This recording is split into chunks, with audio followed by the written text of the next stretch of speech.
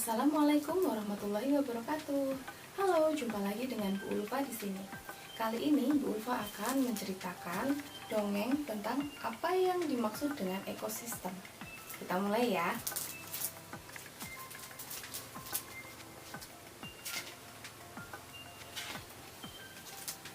Tentang kisah Mumu si Raja Hutan. Hari ini Mumu dinobatkan menjadi Raja Hutan. Aku akan menjadi Raja Hutan yang baik seperti ayahku, kata Mumu. Jika ingin menjadi Raja Hutan yang baik, Paduka harus menjaga lingkungan hutan ini agar tetap baik dan nyaman untuk ditinggali, kata Juno, sang penasehat. Tapi Mumu sangat malas dan tidak suka berpikir panjang.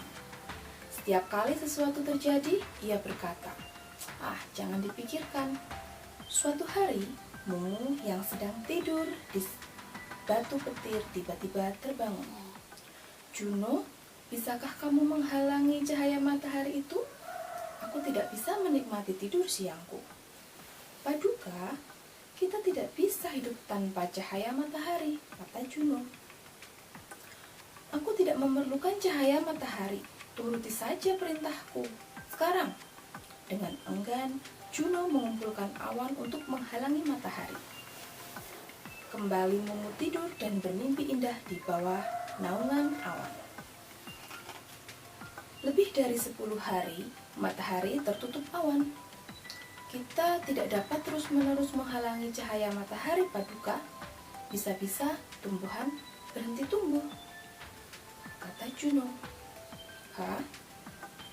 Iya, cahaya matahari sangat penting bagi pertumbuhan-tumbuhan.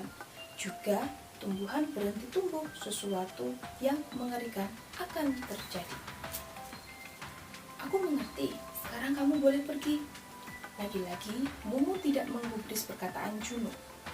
Ia pikir Juno hanya iseng. Sesuatu yang mengerikan, kenapa aku harus mengorbankan tidur siangku demi tumbuhan-tumbuhan itu? 15 hari berlalu. Bangun, Paduka. Berbondong-bondong domba, rusa, kelinci, dan cacing mendatangi Mumu. Mumu bangun dengan terkejut.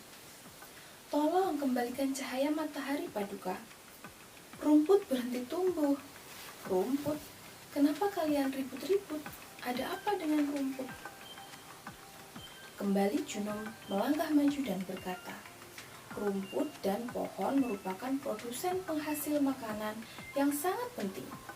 Teman-teman kita memerlukan tumbuhan tersebut karena mereka adalah konsumen primer yang memakan produsen itu. Jika rumput berhenti tumbuh, mereka tidak punya pilihan selain meninggalkan hutan ini untuk mencari makan di tempat lain. Aku tidak peduli, kalau mereka ingin pergi, silahkan saja. Sebulan pun berlalu. Kali ini, hewan yang lebih besar seperti serigala, kucing hutan, dan burung hantu mendatangi Mumu. Juno sang penasehat menyertai mereka. Dari hari ke hari, makanan kami semakin berkurang. Kami tidak bisa melihat kelinci, rusa, dan domba sebanyak biasanya. Juno, apa yang mereka bicarakan? Begini, Paduka, makhluk hidup di hutan bergantung satu sama lain untuk memperoleh makanan. Teman-teman ini merupakan konsumen sekunder yang memakan konsumen primer. Tapi sekarang hanya ada sedikit konsumen primer, jadi mereka kelaparan. Begini saja. Sepertinya Mumu mendapatkan jalan keluar. Dengan penuh semangat, hewan-hewan yang kelaparan mendengarkan penjelasan Mumu. Mulai sekarang, makanan kalian seperti yang ada di dalam diagram ini. Jangan berani-berani melanggar aturan yang telah aku buat. Mumu mendongak dengan bangga. Ia pikir keputusannya sangat keren. Sejak hari itu, hewan-hewan mulai memakan makanan sesuai aturan yang diperintahkan Mumu. Pada awalnya, mereka pikir aturan itu tidak terlalu buruk. Namun, lama-kelamaan mereka mulai bosan. Kami tidak bisa menemukan cukup banyak makanan. Hampir semua kelinci melarikan diri. Seiring waktu, masalah lain pun muncul. Sebagian hewan tidak mendapat cukup variasi makanan, sehingga mereka pun bosan. Sementara itu, hewan lain mulai kelaparan.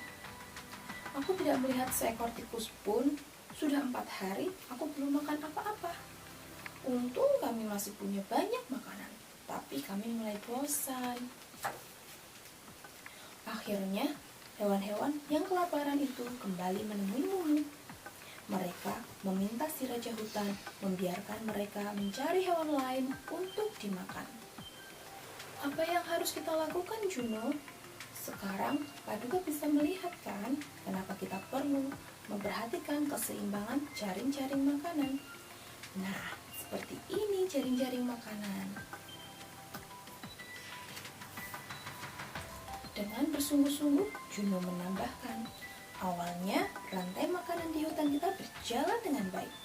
Namun saat pohon dan rumput berhenti tumbuh karena kekurangan cahaya matahari, hewan-hewan pemakan rumput mulai meninggalkan hutan. Kemudian hewan-hewan pemakan daging mengikuti jejak mereka karena tidak bisa menemukan makanan di sini.